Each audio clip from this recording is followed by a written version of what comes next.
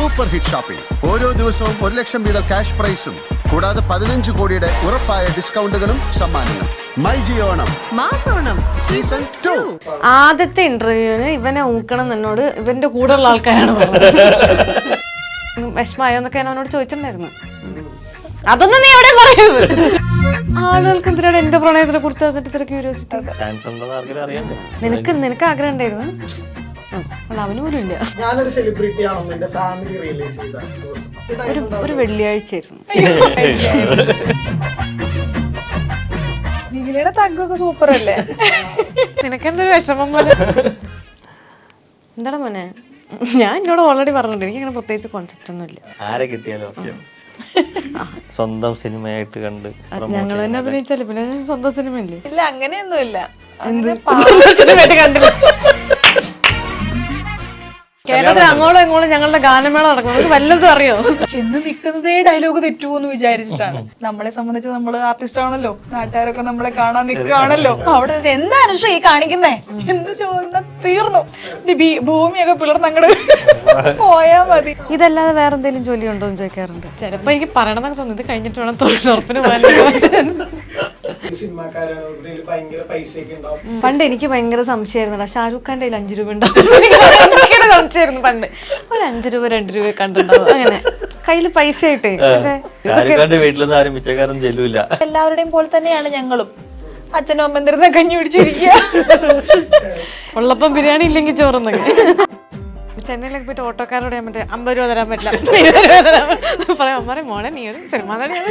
ഞാൻ പറയാം എന്തായാലും ഇവിടെ 5 കിലോമീറ്റർ കൊടുക്കാം. നിങ്ങൾ ഞങ്ങളോട് ബാംഗ്ലൂരിലേക്കും ബോംബെയിലേക്കും തെരുവോരങ്ങളിലേക്കും വരൂ, ഞങ്ങളെ അവിടെ കാണാം.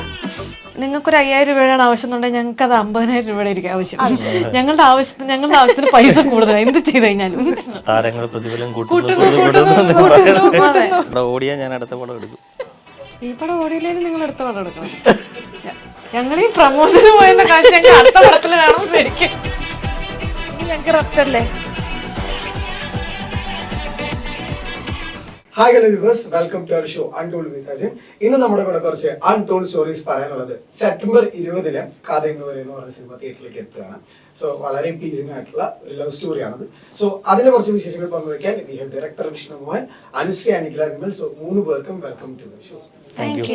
ഞാൻ വിഷ്ണുവിന്റെ കാര്യം വെച്ചിട്ട് ഈ കൊച്ചു കൊച്ചു സന്തോഷങ്ങൾ വേണ്ടാന്ന് വെച്ചാൽ, കാബൂളിവാലയൊക്കെ വേണ്ടാന്ന് വെച്ചാൽ ദേവിക മാമിനോട് എങ്ങനെയാണ് ശരിക്കും സ്റ്റോറി നറേറ്റ് ചെയ്യുക?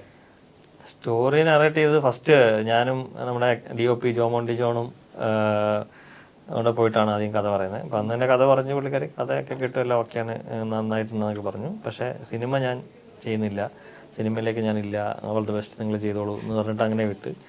പിന്നെ കുറേ നാൾ ആക്ച്വലി ഇങ്ങനെ പോയി ഒരു 1.5 വർഷം എടുത്ത് ഞാനിങ്ങനെ പിന്നീട് ലാസ്റ്റ് വന്ന് നമ്മൾ ഈ സിനിമയുടെ ഷൂട്ട് തുടങ്ങുന്നതിന് ഒരു 2 ദിവസം മുമ്പാണ് പുള്ളിക്കാരി ജസ്റ്റ് ഒരു യെസ് എന്ന് പറയുന്ന അവസ്ഥ എത്തിയത്. അത്രയും നാളത്തെ ഒരു ഫോളോ അപ്പ് ചെയ്തിട്ടാണത് അതിലേക്ക് വന്നത്. ആരെ കൺവിൻസ് ചെയ്യാൻ പാട് ദേവിക മാമിനെയാണ് ഈ 2 പേരുകളും? അല്ല, അവർ പുള്ളിക്കാരി ആദ്യമായിട്ട് വന്നത് കൊണ്ട്, ആദ്യമായിട്ടാണല്ലോ സിനിമ വന്നിട്ടില്ലാത്ത ഒരാളല്ലേ, അപ്പോൾ അവർ കുറെ അത്രയും ആയിട്ടുള്ള നിൽക്കുന്നു. പിന്നെ നമുക്കൊരു 40+ ഏജ് ഉള്ള അങ്ങനത്തെ ഒരാൾ വേണമായിരുന്നു. സിനിമാ നടി അല്ലാത്ത ഒരാളെ നോക്കിയപ്പോഴാണ് ആ ക്യാരക്ടർ നോക്കി. അതുകൊണ്ട് സ്വാഭാവികമായിട്ടും പുള്ളിക്കാരിയെ ഇന്നാക്കാനാണ് കുറച്ച് എഫേർട്ട് എടുത്തത്. ഇവർ 2 പേരും ഞാൻ മേപ്പടിയാൻ വേണ്ടിയിട്ട് കഥ പറഞ്ഞിട്ട് അന്ന് ചെയ്യാതിരുന്ന ആൾക്കാരാണ്. അപ്പൊ സ്വാഭാവികമായിട്ടും രണ്ടാമത് വിളിച്ചപ്പോൾ കുറച്ചൊരു പെട്ടെന്ന് വന്നു. എല്ലായിടത്തും ഒരു കുത്തു പോലെ പറയണമെന്നില്ല. വിഷ്ണുമോഹൻ എന്ന നറേറ്റർക്ക് നിങ്ങൾ 10-ൽ എത്ര മാർക്ക് കൊടുക്കും? നരേറ്റ് ചെയ്താ കൊടുത്താ പോലെ. എപ്പടി നരേറ്റ് ചെയ്തായിരുന്നു. അതിന് ഞാനൊരു 10-ൽ 7 മാർക്ക് കൊടുക്കാം. നമ്മുടെ പോർഷൻസ് അല്ലേ, നമ്മുടെ പോർഷൻസ്. അതെ, പിന്നെ മേപ്പടിയാന സമയത്ത് ഞാൻ 2 പേരുടെ അടുത്ത് നേരിട്ട് വീട്ടിൽ പോയി പറഞ്ഞ് ഇരുന്നു. ഇത് 2 ഫോണിൽ കൂടെ പറഞ്ഞു. ആണോ? അല്ല, ആദ്യം പറഞ്ഞിട്ട് പിന്നെ അല്ലേ? എന്നോട് ഫോണില്ല പറഞ്ഞത്, മറ്റേത് നേരിട്ട് പറഞ്ഞു. മേപ്പടിയാണ്ടത് നേരിട്ട് പറഞ്ഞു. പക്ഷെ മേപ്പടിയാണ്ടത് പറയുമ്പോ നമ്മൾ പറയേണ്ടത് ഞങ്ങളുടെ അടുത്ത് 2 പേരെടുത്തും പറയുമ്പോ ഇപ്പോ അതിനകത്ത് അഞ്ജു ചെയ്തിരുന്നതിന്റെ 1/4 പോലും ഉണ്ടായിരുന്നില്ല. അത് നമ്മൾ പ്രത്യേകം പറയണം, ഇല്ലെങ്കിൽ വിചാരിക്കും എന്തുകൊണ്ടാണ് ഞങ്ങള് പറഞ്ഞെന്നുള്ളത്. പിന്നീട് മൂവി എടുക്കാൻ വേണ്ടിയിട്ടുള്ള ഗ്യാപ്പിൽ വിഷ്ണു ചേട്ടൻ ആഡ് ചെയ്ത കുറേ സംഭവങ്ങൾ അഞ്ജു ചെയ്തിട്ടുണ്ട്. ഒരുപക്ഷെ അഞ്ജു ചെയ്തത് വന്ന് ചിലപ്പോൾ ഞങ്ങളടുത്ത് പറഞ്ഞിട്ടുണ്ടായിരുന്നെങ്കിൽ ഞങ്ങൾ ചിലപ്പോൾ ആ പടത്തിന്റെ ഭാഗമായേനെ. അതും നമ്മൾ എടുത്തു പറയണം.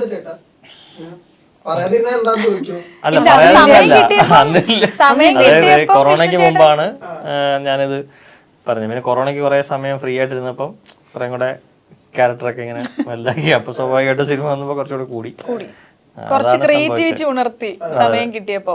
ആ ക്രിയേറ്റിവിറ്റി കുറച്ച് മുന്നേ ഉണർത്താമായിരുന്നു. അത് ആദ്യത്തെ നമ്മളൊരു ഒരു സീരിയസ് ആയിട്ട് സബ്ജക്ട് പറഞ്ഞു പോകണം. അപ്പൊ അതിനകത്ത് ഇങ്ങനെ ഒരു ഫാമിലി ത്രില്ലർ മോഡിലാണ്. അപ്പൊ ആ സമയത്ത് ആ ഒരു ക്യാരക്ടറിന് ഇൻവോൾവ് ചെയ്യാനുള്ള സ്പേസുകൾ കഥയിൽ കുറവായിരുന്നു. പിന്നീട് ഞാനത് കുറച്ചുകൂടെ ആ ഒരു രീതിയിൽ കൊണ്ടുവന്നത്. അപ്പൊ അതുകൊണ്ടാണ് സ്പേസ് പിന്നെ വന്നത്. ആദ്യം അവരോട് പറയുമ്പോ അത്ര ഉണ്ടായിരുന്നില്ല. ഈ മേപ്പടിയാൻ ശരിക്കും പറഞ്ഞാൽ എന്റെ ജീവിതത്തിൽ ഭയങ്കര ബന്ധമുണ്ട്. ഞാൻ കോവിഡ് പോസിറ്റീവ് ആവുന്ന മേപ്പടിയുടെ റിലീസിന്റെ ദിവസം. അപ്പൊ ഞാൻ പടം കണ്ടിട്ടാണ് ശരിക്കും ഈ കോവിഡ്, എനിക്ക് അന്ന് വൈകുന്നേരമാണ് തീരെ വയ്യാണ്ടായിട്ട് കോവിഡ് ടെസ്റ്റ്. അപ്പൊ ഞാൻ എന്ന് ഈ വിഷ്ണുമോൻ എന്ന് പറഞ്ഞ പേര് കണ്ടാലും ഞാൻ എപ്പോഴും ഓർക്കാം ഈ കോവിഡിന് ഞാൻ കുറെ ദിവസം ഒറ്റയ്ക്ക് വീട്ടിലിരുന്നല്ലോ. അപ്പോഴാണ് നല്ല രീതിയിലാണ് അങ്ങനെ നല്ല രീതിയിലാണ്, നല്ല ജീവിതത്തിൽ നല്ല എക്സ്പീരിയൻസ് ആയിരുന്നു. കാരണം ഫുഡൊക്കെ ഇവിടെ വരുന്നു കഴിക്കുന്നു. അപ്പൊ അങ്ങനെ എനിക്ക് ഒട്ടും നല്ല എക്സ്പീരിയൻസ് ആയിരുന്നില്ല കോവിഡ്. ഇപ്പൊ വിഷ്ണുമോൻ എന്ന ഡയറക്ടറിനെ കുറിച്ചാണ് നമ്മൾ പറഞ്ഞത്. ആസ് എ ഡയറക്ടർ നിങ്ങൾ എത്ര മാർക്ക് കൊടുക്കും? ഇടാൻ പറ്റും ഒരു 8.5. അതെ, 7 ഇമ്പ്രൂവ്മെന്റ് ഉണ്ട് അല്ലേ? കൊടുക്കാം. ഈ ഡയറക്ടർ ചെയ്യുന്നത് എങ്ങനെയാ? ഭയങ്കര ടെറർ ഡയറക്ടറാണ്? അല്ലല്ല, നമുക്ക് അങ്ങനെ പേടി, ചില ആൾക്കാരുടെ അടുത്ത് നമുക്ക് വർക്ക് ചെയ്യാനായിട്ട് പേടി തോന്നും. അല്ലെങ്കിൽ ഞാന് ഇപ്പൊ അങ്ങനെ പറയുകയാണെങ്കിൽ ഞാൻ പൂവൻ കോഴി ചെയ്തപ്പോ എനിക്ക് റോഷൻ ആൻഡ്രൂ സാറിനെ ഭയങ്കര പേടിയായിരുന്നു. ചെന്ന് നിൽക്കുന്നതേ ഡയലോഗ് തെറ്റുമോ എന്ന് വിചാരിച്ചിട്ടാണ്. പുള്ളിക്കാണെങ്കിൽ ഡയലോഗ് എങ്ങനെയാണോ അതിൽ എഴുതി വെച്ചിരിക്കുന്നത് അപ്പാടെ വേണം. ഒരു വാക്ക് അങ്ങോട്ടോ ഒരു വാക്ക് ഇങ്ങോട്ടോ പാടില്ല. അപ്പൊ എന്നെയൊക്കെ സംബന്ധിച്ച് ചിലപ്പോൾ ഒരു സീൻ പറയും അല്ലെങ്കിൽ ഒരു ഇത് വായിക്കുമ്പോൾ ചിലപ്പോൾ ചില വാക്കുകളൊക്കെ നമ്മുടെ ഒരു ഇതനുസരിച്ചിട്ട് നമ്മൾ അങ്ങോട്ടും ഇങ്ങോട്ടും മാറ്റാറുണ്ട്. സാർ അത് സമ്മതിക്കില്ല. അപ്പോൾ ചെന്ന് നിൽക്കുമ്പോഴേ പേടിയാ, അയ്യോ തെറ്റുമോ. പിന്നെ സാറ് ചുറ്റും ആൾക്കാരുണ്ടോന്നൊന്നും നോക്കില്ല, അപ്പോഴേ വഴക്ക് പറയും. നമ്മളെ സംബന്ധിച്ച് നമ്മൾ ആർട്ടിസ്റ്റ് ആണല്ലോ, നാട്ടുകാരൊക്കെ നമ്മളെ കാണാൻ നിൽക്കുകയാണല്ലോ. അവിടെ എന്താ അനുശ്രീ ഈ കാണിക്കുന്നേ എന്ന് ചോദിച്ചാൽ തീർന്നു, ഭൂമിയൊക്കെ പിളർന്ന് അങ്ങോട്ട് പോയാ മതി എന്നുള്ളൊരിതാണ്. അപ്പൊ എനിക്ക് അത്രയും പേടി തോന്നിയിട്ട് അഭിനയിച്ചിട്ടുള്ളത് പുള്ളിയുടെ കൂടെ മാത്രമാണ്. പക്ഷെ വിഷ്ണു ചേട്ടൻ അങ്ങനെയല്ല. വിഷ്ണു ചേട്ടൻ നമ്മള് ഞാനൊക്കെ സിനിമയിൽ വരുന്നതിന് മുമ്പുള്ള കൂട്ടാണ്. അപ്പൊ അതുകൊണ്ട് തന്നെ നമുക്ക് എന്തും പറയാം. ഇപ്പൊ നമ്മളല്ലെങ്കിൽ ഒരു സിനിമയിൽ ചെല്ലുമ്പോൾ നമുക്ക് എന്തെങ്കിലും കാര്യം ഉണ്ടെങ്കിൽ നമ്മൾ പ്രൊഡക്ഷൻ കൺട്രോളർ ത്രൂ ആയിരിക്കും നമ്മൾ അങ്ങോട്ടേക്ക് എത്തുന്നത്. അങ്ങനെയായിരിക്കും. നമ്മൾ കൺട്രോളറിന്റെ അടുത്ത് പറയുന്നു, അത് അവര് അങ്ങോട്ടേക്ക് അറിയിക്കുന്നു, ഡയറക്ടറുടെ ചെവിയിലെത്തുന്നു. ഇത് അങ്ങനെയൊന്നുമില്ല. ഫോൺ എടുക്കാം, വിഷ്ണു ചേട്ടാ ആ ഒരു അതെ, അതാണെങ്കിൽ അങ്ങോട്ടേ ചെല്ലുള്ളൂ. നമ്മൾക്ക് അവിടെ ഒരു അല്ലല്ലോ, നമ്മൾ കൺട്രോളറുടെ ആണല്ലോ പറയേണ്ടത്. അങ്ങനത്തെ ഒരു ഇതും നമുക്ക് വിഷ്ണുചേട്ടൻ്റെ അടുത്ത് തോന്നില്ല. അതുകൊണ്ട് തന്നെ നമുക്ക് ഭയങ്കര ഫ്രീ ആയിട്ട് നമ്മൾ ലൊക്കേഷനിലാണ് അത് പഠിക്കണം, അങ്ങനത്തെ ഒരു സീരിയസ്നെസ് ഒന്നും നമുക്ക് അങ്ങനെ തോന്നില്ല. ഭയങ്കര രസമായിട്ട് നമുക്ക് ചെയ്യാൻ പറ്റും. അല്ലാത്ത സമയത്ത് നമ്മൾ കാര്യം പറഞ്ഞുകൊണ്ടിരിക്കും. അങ്ങനെ എല്ലാം ഓരോ എക്സ്പീരിയൻസ് ആണല്ലോ. അങ്ങനെ വെച്ച് നോക്കുമ്പോൾ ഭയങ്കര രസമായിട്ട് ചെയ്ത മൂവിയാണ്. നല്ല രസമായിരുന്നു. എനിക്കും വിഷ്ണുവാണ് ഈ പറഞ്ഞ പോലെ മേപ്പടിയാന്റെ കഥ പറയാൻ വന്നപ്പോ മുതലുള്ള വല്ലാത്തൊരു പരിചയം.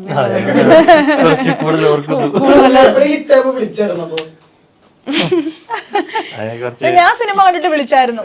ഇല്ലേ, സിനിമ തിയേറ്ററിൽ നിന്ന് വീഡിയോ എടുത്ത് ഞാൻ പോസ്റ്റ് ചെയ്തിരുന്നു.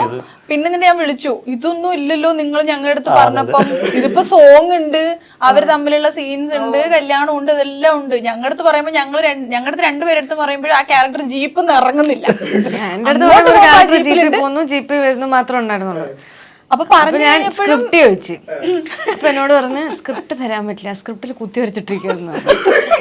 അപ്പൊ ഞാൻ അപ്പൊ എങ്ങനെങ്കിലും വന്ന് ചെയ്യണം എന്ന് പറഞ്ഞപ്പോ ഞാൻ പറഞ്ഞു, അപ്പൊ അതിലൊന്നും ഇല്ലാത്തതുകൊണ്ടായിരിക്കുമല്ലോ അതെനിക്ക് തരാത്തതെന്നുള്ളൊരു ബോധ്യം എനിക്ക് വന്നപ്പോൾ ഞാൻ പറഞ്ഞു അങ്ങനെ ഞാൻ ചെയ്യാനില്ല എന്ന് പറഞ്ഞു. അങ്ങനെ ഞാൻ ചെയ്യാനില്ല എന്ന് പറഞ്ഞിട്ട് ഞാൻ ചെയ്തില്ലല്ലോ. അപ്പം പിന്നെ ഞാൻ എവിടെയൊക്കെ വെച്ച് ഉണ്ണീനെ കണ്ടാലും ഉണ്ണി എന്നോട് പറയും, വിഷ്ണുവിന് വല്ലാതെ വിഷമമായി നിഖിലത് ചെയ്യാഞ്ഞത് എന്ന് വെറുതെ എന്നെ കുത്തി കുത്തി പറയും. അപ്പൊ ഞാനാണ് വല്ലാതെ വിഷമിപ്പിച്ച ഒരാളെ അടുത്ത സിനിമ ഓക്കെ അങ്ങനെയാണ് ഞാൻ ഈ സിനിമ ചെയ്യണേ. അപ്പൊ ആ സമയമൊക്കെ ആകുമ്പോഴത്തേക്കും നമുക്ക് കുറച്ചും കൂടെ ഒക്കെ പരിചയം ഉണ്ട്. പിന്നെ നമുക്ക് അത്രയും പരിചയമുള്ള ഒരാളുടെ വർക്ക് ചെയ്യുമ്പോൾ ഉള്ളൊരു കംഫർട്ടബിൾ സ്പേസ് ഉണ്ടല്ലോ. പിന്നെ ഈ സിനിമയിൽ വർക്ക് ചെയ്ത എല്ലാവരെയും പരിചയമുണ്ട്. അപ്പം ഈ ട്രെയിലറിൽ ഒരു പാട്ടുണ്ട്, ഒരു തമിഴ് സോങ്. അപ്പോ ഈ ഇപ്പോഴത്തെ തമിഴ് സോങ്ങിന്റെ അപ്പൊ തമിഴ്നാട്ടിൽ ഇപ്പൊ ഒരു ട്രെൻഡിങ് ആയിട്ട് കൊണ്ടിരിക്കുന്ന വേറെ സോങ്ങുകളിൽ ടീച്ചറും പഴകാർക്കും പഞ്ചി മുട്ടായി, ഈ ഇൻസ്റ്റാ മെസ്സേജുകൾ ടാഗുകൾ അങ്ങനെയൊക്കെ വരാറുണ്ടോ റെഗുലർ ആയിട്ട്? എന്ത് ഫീൽ ചെയ്യണ ഇപ്പൊ? അങ്ങനെ പ്രത്യേകിച്ച് ഇല്ല. ഞാനിപ്പോ ഈ കഴിഞ്ഞ കുറച്ച് നാളായിട്ട് ഈ തമിഴ് സോങ്ങുകളിലാണല്ലോ ഞാൻ കിടന്ന് കറങ്ങണേ. ആദ്യത്തേതാ പഞ്ചുമിഠായി. ഇത് വന്നിട്ടില്ലല്ലോ, ഇത് ടാഗ് ചെയ്യാനായിട്ടില്ല. മറ്റേത് രണ്ടും ഈ പഞ്ചുമിഠായി ഇപ്പൊ കുറച്ച് വന്നു തുടങ്ങിയിട്ടുള്ളൂ. അല്ല, ഫസ്റ്റ് തമിഴ് സിനിമയുടെ പേരതല്ല. അല്ല മൂന്നാമത്തെ ഒരു സിനിമ ഉണ്ട്. പക്ഷെ അതാ ടാഗ് ചെയ്യുമ്പോ അത് ഇപ്പം പഞ്ചുമിഠായി അധികം വന്നു തുടങ്ങിയിട്ടില്ല. മറ്റേ അഴകിയലയിലാണ് ഇപ്പോഴും ഓടണേ. നമുക്കൊരു ചെറിയ സെഗ്മെന്റിലേക്ക് പോവാം. It's like on this day. ഞാൻ കുറച്ച് ദിവസങ്ങൾ പറയും, അതിൽ ഞാൻ കുറച്ച് സംഭവങ്ങൾ പറയും. ആ ദിവസത്തിന്റെ മെമ്മറി നിങ്ങൾ ഷെയർ ചെയ്യണം. ഓക്കെ, ചെറിയ ചെറിയ കാര്യങ്ങളുള്ളൂ. ഞാനൊരു സെലിബ്രിറ്റി ആണെന്ന് എന്റെ ഫാമിലി റിയലൈസ് ചെയ്ത ദിവസം. അവരിപ്പോഴും റിയലൈസ് ചെയ്തിട്ടുണ്ടോ എന്ന് എനിക്ക് അറിയില്ല. ദിവസം എന്നൊക്കെ പറഞ്ഞു കഴിഞ്ഞാൽ ഒരു വെള്ളിയാഴ്ച ആയിരുന്നു. അന്നൊരു വെള്ളിയാഴ്ച. അതെ, അല്ല എനിക്ക് അങ്ങനെ എന്താ പറയാ, ഇപ്പൊ ഞാൻ എന്റെ സിനിമ അനൗൺസ് ചെയ്യുമ്പോഴാണ് എന്റെ വീട്ടിലുള്ളവര്, അതായത് എന്റെ അമ്മയും പെങ്ങളൊക്കെ ഞാൻ സിനിമ ചെയ്യാൻ പോകുന്നു അറിയുന്നത്. എന്താ കാരണം വെച്ചാൽ ഞാൻ ബിസിനസ് ചെയ്തോണ്ടിരുന്ന ആളാണ്. അപ്പൊ സിനിമയായിട്ടൊന്നും ഒരു ബന്ധം ഉണ്ടായിരുന്ന ആളാണ്. ഞാൻ ആരെയും കൂടെ അസിസ്റ്റന്റ് ആയിട്ടൊന്നും വർക്ക് ചെയ്തിട്ടില്ല, ഒന്നുമില്ല. അപ്പൊ പെട്ടെന്നൊരു ദിവസം ആണ് സിനിമ അനൗൺസ് ചെയ്യുന്നത്. അപ്പൊ അത് കണ്ടിട്ട് ഞാൻ തന്നെയാണോ എന്ന് ഉറപ്പുവരുത്താൻ അവരെന്നെ വിളിച്ച് ചോദിക്കുന്നത്. പലരും ആരണ്ടൊക്കെ വിളിച്ചു ചോദിച്ചു, അതപ്പോ ഞാൻ തന്നെയാണോ എന്നറിയാൻ വേണ്ടിയിട്ട്. അപ്പൊ അങ്ങനെയാണ് അവിടുത്തെ ഇത്. പിന്നെ അത് കഴിഞ്ഞിട്ട് പിന്നെ അമ്മ എന്നോട് പറഞ്ഞത് പറയാൻ പറ്റില്ല, അതുകൊണ്ട് ഞാൻ പ്രത്യേകിച്ച് പറയുന്നില്ല. ഇപ്പൊ ഇപ്പൊ ഹാപ്പിയാണ്, കുഴപ്പമില്ല. എന്നാലും അങ്ങോട്ട് ഒരു ഉറപ്പ് വരുത്തിട്ടില്ല. നിനക്ക് വേറെ എന്തെങ്കിലും ജോലി ചെയ്തുകൂടെ എന്നാണ് ഇപ്പൊ ചോദിക്കുന്നത്. അതായത് ഇതൊരു ജോലിയായിട്ട് നമ്മള് ഇപ്പോഴും എന്നെ കാണുമ്പോ വേറെ എന്തെങ്കിലും ജോലിക്ക് ഇതൊരു ജോലിയായിട്ട് ആരും ഇതല്ലാതെ വേറെ എന്തെങ്കിലും ജോലി ഉണ്ടോ എന്ന് ചോദിക്കാറുണ്ട്. എന്ത് ചെയ്യാൻ പറ്റും, ആൾക്കാർ ചോദിക്കല്ലേ. ചിലപ്പോ എനിക്ക് പറയണമെന്നൊക്കെ തോന്നുന്നു, ഇത് കഴിഞ്ഞിട്ട് വേണം തൊഴിലുറപ്പിന് പിന്നെ ചോദിക്കൂലോ. ഇപ്പൊ മൂവി ഉണ്ടോന്ന് ചോദിക്കില്ല, അപ്പൊ ഇപ്പൊ ഇല്ലാന്ന് പറയുമ്പോ ചോദിക്കില്ല, അപ്പൊ എന്താ ചെയ്യുന്നതെന്ന് ചോദിക്കൂലോ. സ്വാഭാവികമായിട്ട് ഇപ്പൊ കഴിഞ്ഞ ആഴ്ച കൂടെ ഒരാൾ ചോദിച്ചോളൂ വേറെ എന്തെങ്കിലും ജോലി ചെയ്യുന്നുണ്ടോ. അപ്പൊ ഞാൻ പറഞ്ഞില്ല. ഞാൻ വേറെ കാര്യം എന്റെ ക്വസ്റ്റ്യൻ ആയിരുന്നത്, ഈ സിനിമാക്കാരെന്ന് പറയുമ്പോഴേ നമ്മള് സിനിമയിലൊക്കെ അഭിനയിക്കുമ്പോ ആളുകൾക്ക് ഭയങ്കര കുറെയൊക്കെ തെറ്റിദ്ധാരണ. ഇവര് സിനിമാക്കാരാണ്, ഇവരുടെ ഭയങ്കര പൈസയൊക്കെ ഉണ്ടാവും. ഈ ശരിക്കും എങ്ങനെയായി ഫൈനാൻഷ്യൽ മാനേജ്മെന്റ്? പണ്ട് എനിക്ക് ഭയങ്കര സംശയമായിരുന്നു, ഷാരൂഖ് ഖാന്റെ കയ്യിൽ 5 രൂപ ഉണ്ടാവും. സംശയമായിരുന്നു പണ്ട്. ഒരു 5 രൂപ 2 രൂപ കണ്ടുണ്ടാവും. അങ്ങനെ കയ്യില് പൈസ ആയിട്ടേ ചില്ലറയൊക്കെ കൊടുക്കുമ്പോ വീട്ടില് ആരെങ്കിലൊക്കെ വരുമ്പോ പൈസ കൊടുക്കാൻ ചോദിച്ച ആൾക്കാർ വരുമ്പോ 10 രൂപ കണ്ടിട്ടുണ്ടാവും. ഇല്ല, എന്നാലും ഈ 5 രൂപ മറ്റേ 100+ ഒക്കെ കണ്ടിട്ടുണ്ടാവും ഞാൻ വിചാരിക്കും. ഈ 5 രൂപ 2 രൂപയ്ക്ക് ഇവര് കണ്ടിട്ടുണ്ടാവും. എനിക്കത് അതെന്റെ ഒരു സംശയമാണ്. എന്റെ കയ്യിൽ ഉണ്ടാവാറുണ്ട് 5 രൂപ 2 രൂപയൊക്കെ ഇപ്പോഴും ഉണ്ട്. പക്ഷെ അവരുടെ കയ്യിൽ ഉണ്ടാവോ എന്നുള്ളത് എന്റെ ഒരു വലിയ ഫൈനാൻഷ്യൽ ആസ്പെക്ടിൽ ഇങ്ങനെ അല്ല, മാനേജ് ചെയ്യുന്നുള്ള എല്ലാവർക്കും ഉള്ളൊരു തെറ്റിദ്ധാരണയാണ് നമ്മുടെ കയ്യിൽ ഇഷ്ടം പോലെ ക്യാഷ് ഉണ്ട് എന്നുള്ള സംഭവം. ഇപ്പൊ ഞങ്ങളും സാധാരണ ഇപ്പൊ വലിയ സ്റ്റാർസിനെ വെച്ച് നോക്കുമ്പോ എനിക്കറിയില്ല, ഞങ്ങളൊക്കെ ഈ പറയുന്ന പോലെ ജസ്റ്റ് 10 വർഷം ആ സമയം ആകുന്നുള്ളൂ. അപ്പോ മൂവി ഉള്ള സമയത്ത് നമുക്കുള്ളത് ഉണ്ടാവുമായിരിക്കാം. ഒരു മൂവി ഇല്ലാണ്ട് ഒരു 3-4 മാസം നമ്മൾ ഇരുന്ന് കഴിഞ്ഞാല് ആസ് നോർമൽ നമ്മൾ എല്ലാവരുടെയും പോലെ തന്നെയാണ് ഞങ്ങളും. അച്ഛനും അമ്മ എന്തിരുന്ന കഞ്ഞി പിടിച്ചിരിക്കുക എന്നുള്ളത്. അല്ലാണ്ട് ഞങ്ങൾ ഒരു പടം ചെയ്യും, അത് തന്നെ ഞാൻ പറഞ്ഞു. ഉള്ളപ്പോ അതനുസരിച്ച് ഞങ്ങൾ എവിടെയാന്ന് വെച്ച് പോയി കഴിഞ്ഞാൽ പോയി കഴിക്കും. ഞങ്ങൾ ട്രിപ്പ് പോവും, ഞങ്ങൾ കറങ്ങാൻ പോവും. ഇല്ലെങ്കിലും ഒന്നും ഇല്ലാണ്ട് വീട്ടിലിരിക്കും. അമ്മ അന്ന് ചോറും മുട്ടയാണ് തരുന്നതെങ്കിൽ അത് തിന്നാന്നുള്ളതാണ്. അതാണ് ശരിക്കും വാസ്തവം. പിന്നെ ഈ പറഞ്ഞതുപോലെ പണ്ട് മുതലേ മൂവി ചെയ്ത് ഫിനാൻഷ്യലി അതിനെ ഭയങ്കരമായിട്ട് മാനേജ് ചെയ്ത് വേറൊരു ബിസിനസ്സിൽ കൊണ്ടിട്ട് ലാഭം ഏൺ ചെയ്യുന്നവരുണ്ടാവും. ഞാൻ എന്തായാലും അങ്ങനെയല്ല. എനിക്ക് അതിനുള്ള കഴിവ് ഉള്ളതപ്പം, അതെ, ഉള്ളതപ്പം പുട്ടടിക്കുന്നു. വീട് പണിയൊക്കെ വന്നപ്പോ ബാർഗൈൻ ചെയ്യേണ്ടിയൊക്കെ വന്നിട്ടുണ്ട് ശരിക്കും. വീട് പണി വരുമ്പോ മാത്രല്ല, ഞങ്ങളൊരു തുണി മേടിക്കുമ്പോ വരെ അതെ, ഞങ്ങൾ bargain ചെയ്യും. നിങ്ങളൊക്കെ എന്ത് ചെയ്യുന്നു അതൊക്കെ തന്നെ ഞങ്ങളും ചെയ്യും. അതെ, ഞങ്ങളും ചിലപ്പം ബോംബെയിലും ബാംഗ്ലൂരും ഒക്കെ പോയിട്ട് ചിലപ്പോ അവിടെ പോകുന്നത് തന്നെ എന്റെ അമ്മ ഇപ്പോഴും എന്നോട് പറയാണ്, ചെന്നൈയിലൊക്കെ പോയിട്ട് ഓട്ടോക്കാരോട് ഞാൻ മറ്റേ 50 രൂപ തരാൻ പറ്റില്ല പറയാം. അമ്മ പറയും മോളെ നീ ഒരു സിനിമ നടി. ഞാൻ പറയാം മേ ബി ഇവിടെ ആവുമ്പോ അതിന് കുറച്ചൊരു ലെവല് ചിലപ്പോ കുറച്ച് കുറവായിരിക്കും. ഡ്രസ് എടുക്കാൻ പോകുമ്പോഴോ അല്ലെങ്കിൽ ആക്സസറീസ് എടുക്കാൻ പോകുമ്പോഴോ കുറച്ച് കുറവായിരിക്കും. നിങ്ങൾ ഞങ്ങളോട് ബാംഗ്ലൂരിലേക്കും ബോംബെയിലേക്കും തെരുവോരങ്ങളിലേക്ക് വരൂ, ഞങ്ങളെ അവിടെ കാണാം. ഈ കടം ചോദിക്കാറുണ്ട് അപ്പൊ ആളുകൾ കുറെ പൈസ ഉണ്ടെന്ന് വിചാരിച്ചിട്ട്. അതൊക്കെ എല്ലാവർക്കും ഉണ്ടാവുമല്ലോ. അപ്പൊ ഇല്ലാത്ത സിറ്റുവേഷൻ ആണെങ്കിൽ അപ്പൊ എങ്ങനെ ഇല്ലാന്ന് പറയും. അല്ല, നമ്മളോട് മാത്രല്ല, എന്റെ ഫ്രണ്ട്സിന്റെ അടുത്ത് എന്റെ കയ്യിൽ ഇല്ലാത്തപ്പോ ഞാൻ പിന്നെ അതാ ഞാൻ പറഞ്ഞത്, നമുക്ക് കുറച്ച് നാൾ അടുപ്പിച്ച് പടം ഇല്ലാണ്ടിരുന്നു കഴിഞ്ഞാൽ ഞങ്ങളുടെ കയ്യിലും ഷോർട്ടേജ് വരും. നമ്മുടെ അടുത്ത ഫ്രണ്ട്സ് അതായത് അല്ലാത്ത സമയത്ത് ചിലപ്പോ ഞങ്ങൾ ഇപ്പൊ നിങ്ങൾക്കൊരു 5000 രൂപയാണ് ആവശ്യം എന്നുണ്ടെങ്കിൽ ഞങ്ങൾക്ക് അത് 50,000 രൂപയുടെ ആയിരിക്കും ആവശ്യം. ഞങ്ങളുടെ ആവശ്യത്തിന് പൈസ കൂടുതലാണ് എന്ത് ചെയ്ത് കഴിഞ്ഞാലും. അതെന്താന്നറിയില്ല, സിനിമാ നടി ആയതുകൊണ്ടാണോ എന്തെങ്കിലും ചെയ്തോണ്ടാണെന്നറിയില്ല, ഞങ്ങൾ എന്ത് ചെലവാക്കിയാലും കുറച്ച് കാശ് എപ്പോഴും അത് എക്സ്പെൻസീവ് ആയിരിക്കും. അപ്പം നമുക്ക് അങ്ങനെയുള്ള സാധനങ്ങൾ വരുമ്പോൾ എപ്പോഴും നിങ്ങൾക്ക് 1000 രൂപയുടെ ആവശ്യം ഉണ്ടെങ്കിൽ ഞങ്ങൾക്ക് 10,000 രൂപയുടെ ആവശ്യം. അപ്പോൾ ഞങ്ങൾക്ക് നിങ്ങളുടെ 1000 രൂപയാണ് ഇല്ലാത്തെങ്കിൽ ഞങ്ങളുടെ 10,000 രൂപ ഇല്ലാത്ത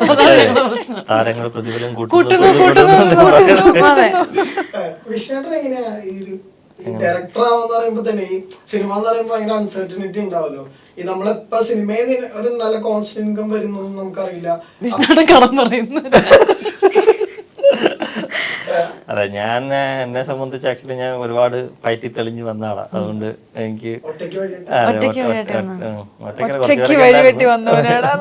കുറെ പേരൊക്കെ ഉണ്ടായിരുന്നു, പക്ഷെ വെട്ടാൻ ഞാൻ മാത്രമേ ഉണ്ടാവുള്ളൂ.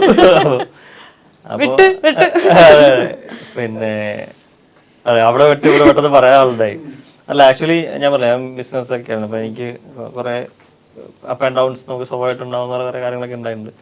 പിന്നെ സിനിമ ഒരു പാഷനായിട്ടുള്ള സമയത്ത് അങ്ങനെ വന്നു. പിന്നെ ഈ പറഞ്ഞ പോലെ ഞാൻ 2 പ്ലാൻ വെച്ചിട്ടാണ് സിനിമ ചെയ്തത്. ഇപ്പൊ സിനിമ വർക്കൗട്ട് ആയില്ലെങ്കിൽ പ്ലാൻ ബി എന്ന് വെച്ചാൽ വേറെ കാര്യങ്ങൾ ചെയ്യാം. അപ്പൊ സിനിമ വർക്കൗട്ടായി ഇവിടെ നിൽക്കുക. പിന്നെ ഈ പറഞ്ഞ പണ്ടത്തെ കാലം പോലല്ലോ, ഇപ്പൊ ഒരുപാട് അങ്ങനെ നിൽക്കാനൊന്നും പറ്റില്ല. അതായത് മാക്സിമം 3-4 സിനിമ അല്ലെങ്കിൽ സിനിമയൊക്കെ കൂടുതലൊന്നും ചിലപ്പം നിൽക്കാൻ പറ്റുന്ന ഒരു ഇതല്ല. അപ്പം നമ്മൾ വേറെ സാമ്പത്തിക കാര്യങ്ങളൊക്കെ എപ്പോഴും നമ്മൾ വേറൊരു സംവിധാനം കണ്ടേ പറ്റുള്ളൂ. കാരണം സിനിമയെ മാത്രം ഡിപ്പെൻഡ് ചെയ്തിട്ട് മുന്നോട്ട് പോകാൻ പറ്റില്ല. അപ്പൊ അതുകൊണ്ട് അതിന്റെ ഒരു കോഴ്സ് ഏവിയേഷന്റെ ഞാൻ ട്രിവാൻഡ്രത്ത് പഠിക്കാൻ ഡിഗ്രി ചെയ്യാൻ പോയ സമയത്ത് അതൊരു 2 hours ഒക്കെ ഉള്ള ഒരു കോഴ്സാണ്. അപ്പൊ അതിന്റെ ഒരു ഏവിയേഷൻ, അത് ക്യാബിൻ ക്രൂ എന്നുള്ളത് മാത്രമല്ല, ഹോസ്പിറ്റാലിറ്റി എല്ലാം ഇൻക്ലൂഡ് ചെയ്തിട്ടുള്ള ഡിപ്ലോമ ആയിരുന്നു. അത് ചെയ്തിട്ടുണ്ട്. ആ സമയത്താണ് ഞാൻ മീഡിയയിലോട്ടും ആൽബംസ്, ഡിവോഷണൽ ആൽബംസ് എന്നൊക്കെ പറഞ്ഞിട്ട് പതിയെ പതിയെ ഞാൻ മന്ദം മന്ദം ഇറങ്ങുന്നത് അവിടെ ആ സമയത്താണ്.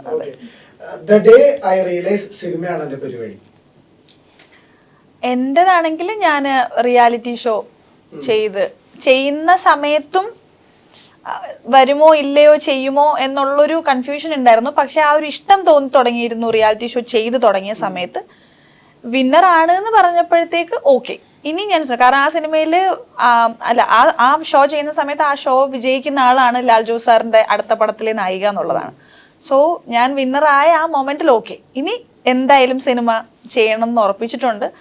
പിന്നെ ആ ഒരു ഷോ കഴിഞ്ഞിട്ടൊരു 2 hours 1.5 വർഷത്തോളം ഗ്യാപ്പ് ഉണ്ടായിരുന്നു സാറിന്റെ ആ ഒരു വർക്ക് ഓൺ ആവാനായിട്ട്. കാരണം അദ്ദേഹം ഒരു തമിഴ് പടമായിരുന്നു ആദ്യം പ്ലാനിൽ ഉണ്ടായിരുന്നത്. പിന്നെ അത് പ്രൊഡക്ഷൻ സൈഡിൽ നിന്ന് എന്തൊക്കെയോ മാറ്റങ്ങൾ സംഭവിച്ചു. പിന്നെ മലയാളത്തിൽ ഒരെണ്ണം പുള്ളിക്ക് പ്ലാൻ ചെയ്യണമായിരുന്നു. അപ്പൊ അത്രത്തോളം ഒരു സമയം ഉണ്ടായിരുന്നു. പക്ഷെ വേറെ ഓഫറൊക്കെ വന്നെങ്കിലും ഞാൻ അത് ചെയ്തില്ല. എനിക്ക് ലാൽ ജോസ് സാറിന്റെ മൂവിയിൽ തന്നെ തുടക്കം വേണമെന്നൊരു ആഗ്രഹം ഉണ്ടായിരുന്നു. അങ്ങനെ വെയിറ്റ് ചെയ്ത് ആണ് സാറിന്റെ മൂവി ചെയ്തത്.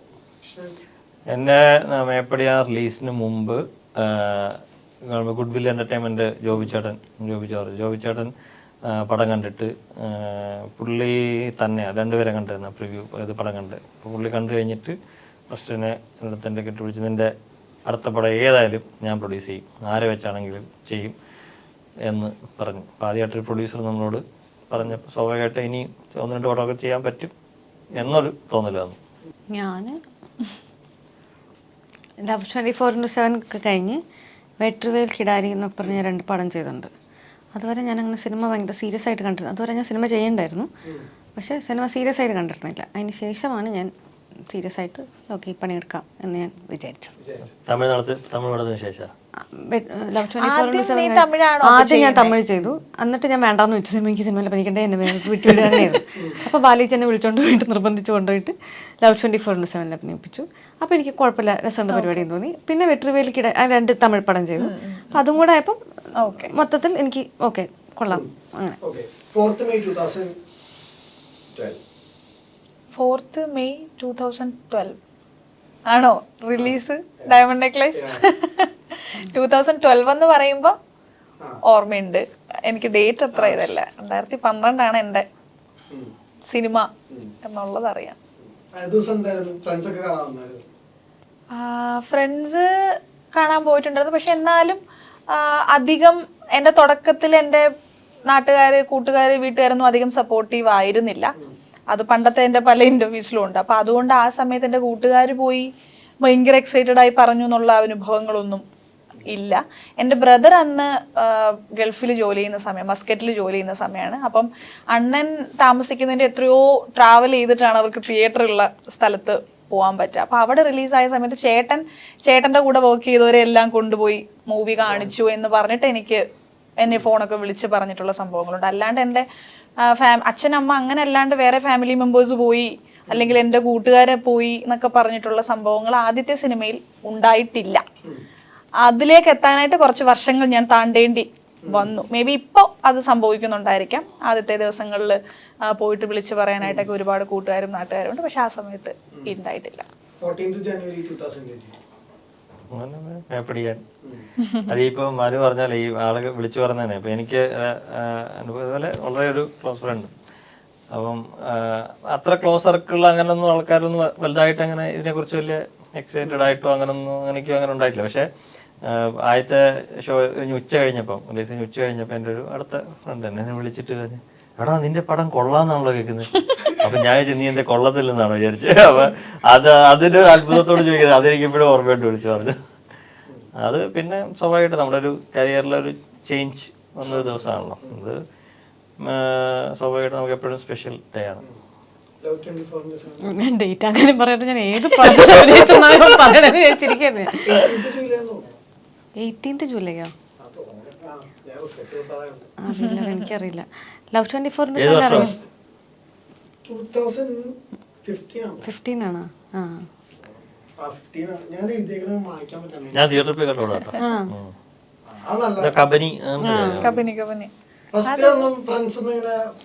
എനിക്ക് ആ സിനിമ കാണാൻ പോയത് ഓർമ്മയില്ല. ഇല്ല, എനിക്ക് സത്യമായിട്ടും എവിടെ കാണാൻ പോയതൊന്നും എനിക്ക് ഓർമ്മയില്ല. പക്ഷെ എനിക്ക് പറയുന്ന പോലെ കുറെ ആൾക്കാർ മീഡിയ റിലേറ്റഡ് സിനിമയായിരുന്നല്ലോ. അപ്പം എനിക്ക് ഓർമ്മയുണ്ട്, മീഡിയന്ന് കുറെ ആൾക്കാർ വിളിച്ചിട്ട് അവർക്ക് ഭയങ്കരമായിട്ട് ഇഷ്ടപ്പെട്ടു എന്നൊക്കെ പറഞ്ഞു. പക്ഷെ എനിക്ക് എവിടെ കാണാൻ പോയെന്നൊന്നും ഓർമ്മയില്ല. അങ്ങനത്തെ ഓർമ്മ എനിക്കില്ല. ഇപ്പൊ ഈ മേപ്പടി ഹിറ്റ് ആയപ്പോ ഉണ്ണിച്ചേട്ടൻ ബെൻസ് എല്ലാം ഇതായല്ലോ. അപ്പൊ ഇത് സക്സസ് ആവുകയാണെങ്കിൽ ഞങ്ങൾക്ക് എല്ലാവർക്കും ഓരോ ബെൻസ് വരുന്നുണ്ട്. ഇതിനകത്ത് ഞാൻ അങ്ങനെ വാഗ്ദാനം ആർക്കും കൊടുക്കൂല. അതിന് പ്രത്യേക നിങ്ങൾക്കാണോ മേടിച്ചത് ബെൻസ്? ഗിഫ്റ്റ് ചോദിച്ചോ? ഇതില് നേരെ തിരിച്ച്, അതിൽ ഉണ്ണിച്ചേട്ടൻ വിഷ്ണുചേട്ടന് കൊടുത്തു, ഇതില് വിഷ്ണുചേട്ടൻ ഞങ്ങൾക്ക് എല്ലാവർക്കും തരും. അങ്ങനെയാണ് അതിന്റെ ഒരു കീഴ്വഴക്കം. ഇവർക്ക് രണ്ടുപേർക്ക് എന്തായാലും ഞാൻ ഗിഫ്റ്റ് കൊടുക്കും. നമുക്ക് 2 ആഴ്ച കഴിയുമ്പം 20-ാം തീയതി കഴിഞ്ഞിട്ട് ഒരാഴ്ച കൂടെ കഴിഞ്ഞിട്ട് ഒരു ഇന്റർവ്യൂ കൂടെ തരുന്നുള്ള എനിക്ക് കൃത്യമായിട്ടോ എന്തിനാ നിങ്ങൾ നമുക്ക് രണ്ടുപേർക്കാണെങ്കിൽ അത് വേറെ വേറെ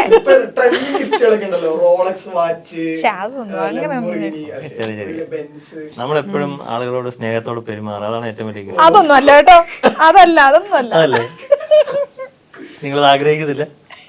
സ്നേഹത്തോടെ പെരുമാറിയിരുന്നെങ്കിൽ പോട്ടെ. അത് ശരിയാ. ഈ ലവ് സ്റ്റോറി ഒക്കെ ചെയ്യുമ്പോഴേ അതിന്റെ ആ ഒരു മൂഡ്, ശരിക്കും ആ സിനിമയുടെ മൂഡ് സെറ്റിൽ ഭയങ്കരമായിട്ട് ഇൻഫ്ലുവൻസ് ചെയ്യുന്ന പറയാനുണ്ടല്ലോ. അപ്പൊ ഇതൊരു 2 കാലഘട്ടം ഉണ്ട് നമ്മൾ ട്രെയിലറിലൊക്കെ കാണുന്ന പോലെ. ശരിക്കും ആ അറ്റ്മോസ്ഫിയർ എങ്ങനെ? കാരണം നിങ്ങൾ ഏകദേശം കുറച്ചൊക്കെ മുമ്പ് വർക്ക് ചെയ്തിട്ടുള്ളവരൊക്കെയാണല്ലോ. എങ്ങനെയാ റാപ്പോ ശരിക്കും ഉണ്ടായി ഒരു അറിയാം എല്ലാരും പരിചയമുള്ളതുകൊണ്ടാണോ തോന്നുന്നത് പെട്ടെന്ന് തന്നെ അങ്ങോട്ട് സെറ്റായി. എനിക്ക് തന്നെ എന്റെ കല്യാണം ആ സമയത്തായിരിക്കും, അതുകൊണ്ട് പിന്നെ പ്രത്യേകിച്ച് വേറെ പ്രേമിക്കാനൊന്നും പോയില്ല. അപ്പൊ തന്നെ അല്ല ഞാനിങ്ങനെ കേട്ട് ഒരിക്കലും പ്രണയിച്ചിട്ടില്ലാത്തൊരു സിനിമ കാണാൻ വരണ്ടാന്ന്. അല്ല അതെന്താന്ന് വെച്ചാല് ഇത് അതൊരു ആവേശത്തിന്റെ അങ്ങനല്ല, സൗകര്യമില്ല നിന്റെ പ്യുവർലി ലവ് സ്റ്റോറി ആണല്ലോ. അപ്പൊ അങ്ങനെയുള്ളവർക്കായിരിക്കും അത് കൂടുതൽ റിലേറ്റ് ചെയ്യാൻ പറ്റുന്നത്. അതാണ് ഉദ്ദേശിച്ചത്. അതിന്റെ കൗണ്ടർ ആയിട്ട് ഒരു ലൈൻ കൂടി ഉണ്ട്, ഇതുവരെ പ്രണയിക്കാത്തവരായിട്ട് ആരും ഉണ്ടെന്ന് തോന്നില്ല എന്ന് ഒരു കമന്റ്. അതെ, എന്താന്ന് വെച്ചാൽ ഒരു 99% പക്ഷേ പ്രണയം വെച്ചാൽ 2 way എന്നല്ല, ആരെങ്കിലോടും ഇഷ്ടം തോന്നാത്തവര് പോലും അങ്ങനെ ഉണ്ടാവില്ലോ, എല്ലാവർക്കും കാണും. അങ്ങനെ എന്റെ ഒരു പ്രതീക്ഷ. അതുകൊണ്ട് അപ്പൊ അതുകൊണ്ട് ഒരു 99.9% ആൾക്കാരും അങ്ങനെ ഉണ്ടാവുമെന്ന് പ്രതീക്ഷിച്ചിട്ടാണ് പ്രണയിക്കാത്തവര് കണ്ടാതെ ഇത് വർക്കാവൂല എന്ന് മനസ്സിലായി. കാരണം വെച്ചാൽ പ്യുവർലി നമുക്ക് എപ്പോഴും എല്ലാ സിനിമയും എല്ലാവർക്കും കണക്ട് ആവില്ലല്ലോ. അതുകൊണ്ട് പ്രണയം എന്ന് പറയുന്ന ഒരു സബ്ജക്ട് പറയുമ്പോൾ പ്രണയിച്ചിട്ടുള്ളവർക്കൊക്കെ നമ്മൾ എപ്പോഴും ഒരു സാധനം എപ്പോഴും ഫീൽ ചെയ്യാന്ന് വെച്ച് കഴിഞ്ഞാൽ ഇപ്പം എനിക്ക് അനുഭവം ഉണ്ടായിട്ടുണ്ട്, അല്ലെ എനിക്ക് എൻ്റെ കഥ പോലെ തോന്നുന്നു, അല്ലെങ്കിൽ എനിക്ക് അറിയാവുന്ന ഒരാളുടെ കഥ പോലെ തോന്നുന്നു എന്ന് പറയുമ്പോഴാണ് പിന്നെ അത് കണക്റ്റ് ആവുക. അത് ആ ഉദ്ദേശത്തിൽ പറഞ്ഞ. ഞാൻ ഒരു പ്രാവശ്യം പ്രണയത്തിന്റെ കോൺസെപ്റ്റ് വെച്ചപ്പോ ഞാൻ ഇപ്പോഴും എനിക്ക് ടാഗുകൾ വരാറുണ്ട്. അതുകൊണ്ട് ചോദിക്കുന്നത്, നിങ്ങൾക്ക് രണ്ടുപേർക്ക് എന്താ പ്രണയം എന്ന് പറഞ്ഞ കോൺസെപ്റ്റ് എന്താ ശരിക്കും? ഞാൻ നിന്നോട് എന്താ പറഞ്ഞു? പക്ഷെ ആ സിനിമയ്ക്ക് റെലവന്റ് ആയിരുന്നു, പക്ഷെ ഈ സിനിമയ്ക്ക് ഇത് പറഞ്ഞു കൊടുക്ക. അല്ല, അവള് തഗ് മറുപടി കേട്ടിട്ട് പറയാന്ന് വെച്ചിട്ട് വെയിറ്റ് ചെയ്യാൻ. ഇല്ല, ഞാൻ അവനോട് എന്തോ പറഞ്ഞത് കൊണ്ട് പേടിച്ചിട്ട് അവൻ ചോദിക്കുന്നില്ല. സങ്കല്പം ചോദിച്ചപ്പോ അത് അറിഞ്ഞിട്ട് എന്തിനാന്ന് ചോദിച്ചു. അപ്പൊ ഞാൻ പറഞ്ഞു, ചില ആളുകൾക്ക് ഒരു ക്യൂരിയോസിറ്റി ഉണ്ട്, അത് അറിഞ്ഞിട്ട് ഇപ്പൊ എന്ത് ചെയ്യാനാന്ന് പറഞ്ഞിട്ട് പോയാൽ മതി. ആളുകൾക്ക് എന്തിനാണ് എന്റെ പ്രണയത്തിനെ കുറിച്ച് അറിഞ്ഞിട്ട് ഇത്ര ക്യൂരിയോസിറ്റി? ചാൻസ് ഉണ്ടെന്ന് ആർക്കും അറിയണ്ടേ? നിനക്ക് ആഗ്രഹം ഉണ്ടായിരുന്നു, അവന് പോലും ഇല്ല. പറഞ്ഞു കൊടുക്കാൻ കോൺസെപ്റ്റ്. ഇന്റർവ്യൂ ആയിട്ട് കുറെ പേര് ചോദിച്ചിട്ടുണ്ട്, ശരിക്കും ഭയങ്കര ടഫാണോ? കുറച്ച് ടഫാണ്. ഭയങ്കര ടഫാണ്. ആദ്യത്തെ ഇന്റർവ്യൂവിന് ഇവനെ ഊക്കണം എന്നോട് ഇവന്റെ കൂടെ ഉള്ള ആൾക്കാരാണ് പറഞ്ഞത്.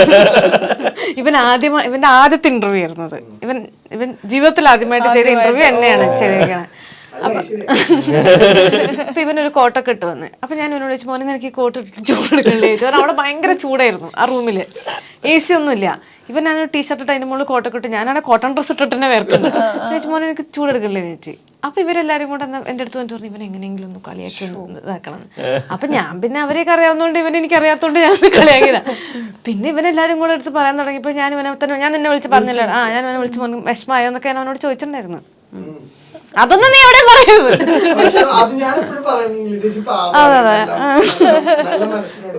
ഞാനും പറയാറുണ്ട്. എന്തിനാ?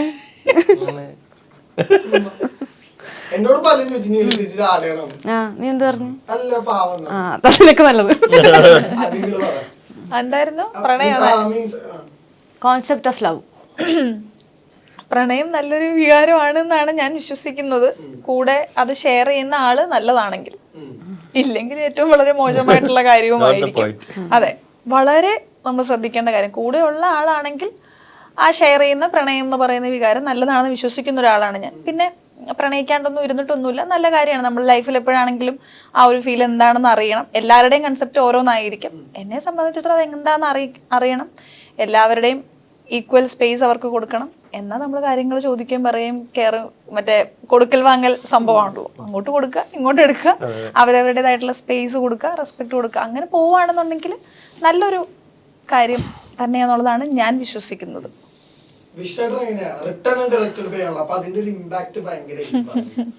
അല്ല, ഈ പ്രണയം എന്താ പറയാ, പ്രണയത്തിന് എപ്പോഴൊരു ഫീല് രസമുണ്ടല്ലോ. ഇപ്പൊ ഞാൻ ഇതിനകത്ത് ഇപ്പൊ നമ്മൾ കൃഷ്ണേട്ടന്റെ പ്രണയത്തിനെ പറ്റി എനിക്കൊരു കാര്യം അറിയാം, പക്ഷെ അതെനിക്ക് എവിടെയും പറയാൻ പറ്റില്ല. എന്താ അല്ലേ?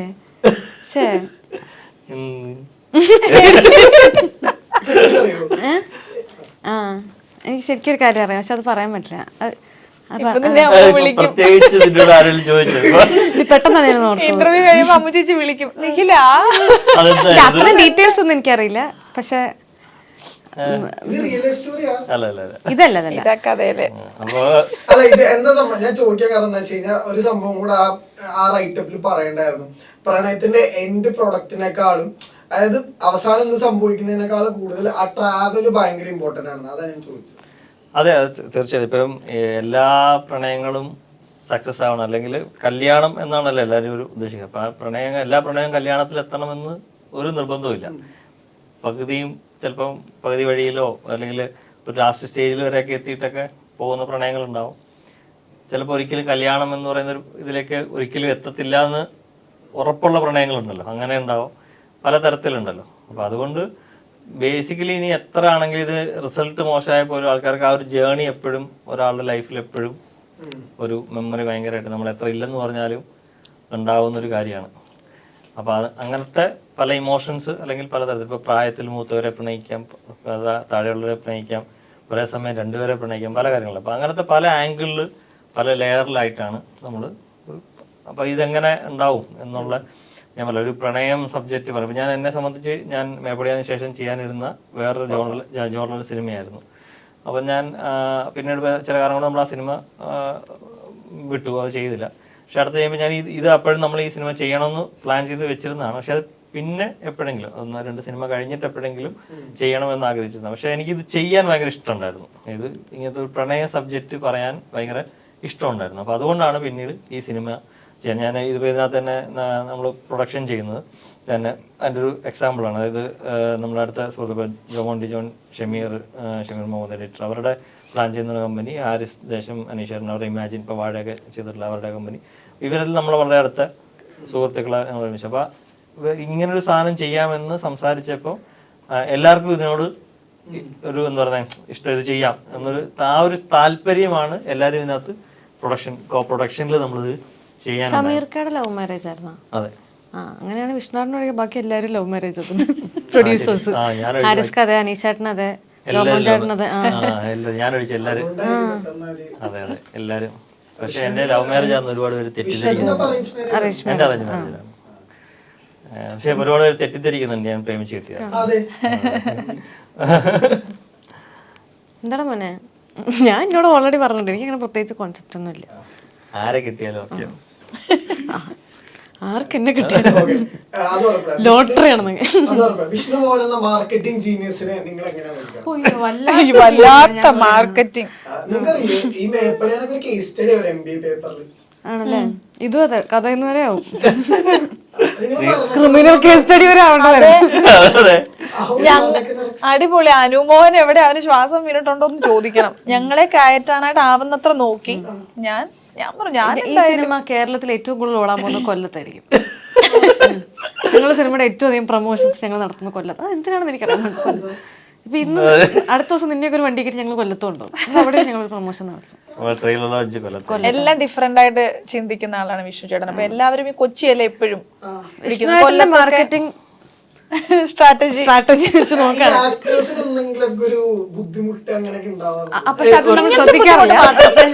ഇങ്ങനത്തെ ബുദ്ധിമുട്ട് മാത്രം. അതായത് കൊച്ചിയിൽ നമുക്ക് ഇങ്ങനെ ഇരുന്ന് ഇന്റർവ്യൂ ചെയ്യാം, പക്ഷെ ചെയ്യില്ല, കൊല്ലത്ത് പോകണം. ഇപ്പൊ നമ്മളിപ്പോ വീട്ടിൽ നിന്ന് പോയി വരുന്ന പുള്ളിക്ക് ഇഷ്ടമല്ല, നമ്മൾ കൊല്ലത്ത് പോയിട്ട് എന്തെങ്കിലുമൊക്കെ ചെയ്യണം. ഇപ്പൊ കൊല്ലത്ത് മാത്രം ഇതിനുള്ള ഒരു ആക്സസ് കിട്ടിയതുകൊണ്ടാണ്. കേരളത്തിൽ എല്ലായിടത്തും ആക്സസ് കിട്ടിയത് ഞങ്ങൾ എല്ലായിടത്തും രാവിലെ മുതൽ വൈകുന്നേരം വരെ പോയി. ഇത് തന്നെ ഇപ്പൊ എനിക്ക് 10 ദിവസം കണ്ട ഞങ്ങൾ ഇപ്പൊ തന്നെ പ്രൊമോഷൻ തുടങ്ങിയിട്ട്. ഇടയ്ക്ക് എപ്പോഴോ പറഞ്ഞു പൊതുവെ ഞാൻ പലരും കേട്ടിട്ടുണ്ട്, പല സിനിമകളോ ആർട്ടിസ്റ്റുകളുടെ പരാതി കേട്ടിട്ടുണ്ട്. അതായത് ഞങ്ങൾ നല്ല സിനിമയായിരുന്നു, പക്ഷെ പ്രൊഡ്യൂസർ പ്രൊമോട്ട് ചെയ്തില്ല, അല്ലെ പ്രൊഡക്ഷൻ സൈഡിൽ നിന്നും ചെയ്തില്ല, പ്രൊമോഷൻ ചെയ്യാത്തതുകൊണ്ടാണ് ഇല്ലെങ്കിൽ സിനിമ ഓടിയത്. എറണാകുളത്തുള്ളവർക്ക് വേണ്ടി ഞങ്ങൾക്ക് വേറെ പ്രൊമോഷൻ ഉണ്ട്. ഞങ്ങളുടെ വണ്ടി കാക്കനാട് മുതൽ അങ്ങോട്ടും ഇങ്ങോട്ടും.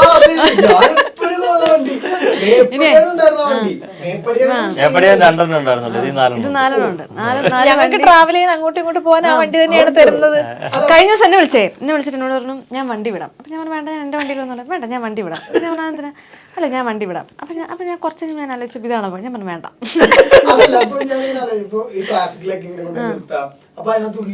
ഈ വിഷ്ണുവേട്ടന് തന്നെ ഇത് ഒട്ടിച്ച് കഴിഞ്ഞിട്ട് ഇതിനകത്ത് കയറി വിഷ്ണുവേട്ടൻ തന്നെ ആലോചിക്കാം എന്തിനാണ് ഇവരൊക്കെ നമ്മളെ നോക്കുന്നത്.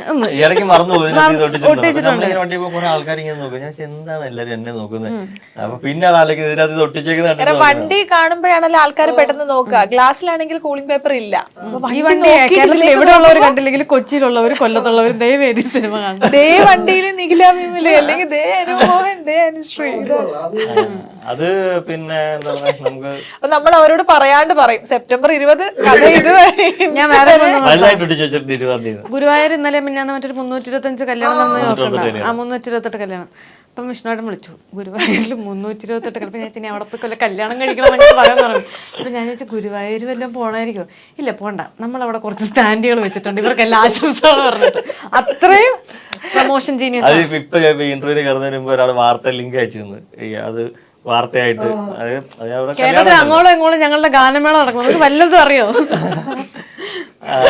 പിന്നെന്താ പറയാ, ഈ ഗുരുവായൂർ ഇത്രയും കല്യാണം ഉണ്ടല്ലോ, അപ്പൊ അത് റെക്കോർഡ് കല്യാണമാണ്. അപ്പൊ സ്വാഭാവികമായിട്ടും കല്യാണം നമ്മള് സിനിമയും പ്രണയവും കല്യാണം ഒക്കെ തന്നെയാണല്ലോ. അപ്പൊ ഞാൻ എന്ത് ചെയ്തെന്ന് വെച്ചാൽ എനിക്ക് തോന്നി ഇപ്പൊ ഈ അവിടെ ഇത്രയും ആള് വരുന്നല്ലേ കല്യാണം, ഇത്രയും കപ്പിൾസ് വരുന്ന വേറെ സ്ഥലം നമുക്ക് കിട്ടൂല. അപ്പൊ നമ്മള് അമ്പലത്തിന് ചുറ്റും ഞാനൊരു 19 ബോർഡ് അടിച്ച് ഇത്രയും ആളുകൾക്ക് ആശംസ പറഞ്ഞിട്ട് വെച്ചു. വേറെ കുറവുണ്ട്, വെള്ളം കൊടുക്കുക, ലഡു കൊടുക്കുക, അങ്ങനത്തെ സംഭവം അല്ല അങ്ങനെയല്ല. അതിപ്പോ നമ്മള് നമുക്ക് കേരളത്തിൽ അങ്ങോട്ടും ഇങ്ങോട്ടും ലഡു വെള്ളം കൊടുക്കാന്ന്. അല്ല അത് ശരിക്കും സംഭവിച്ചാൽ ഈ കല്യാണത്തിന്റെ കാര്യം ഞാൻ അറിയുന്നത് ഒരു 3 മണിക്കാണ്. അത് പിറ്റേന്ന് കല്യാണം. അപ്പൊ തലേന്ന് 3 മണിക്കാണ് ഞാൻ അറിയുന്നത്. അല്ല താലി മേടിച്ചു കൊടുത്തേ.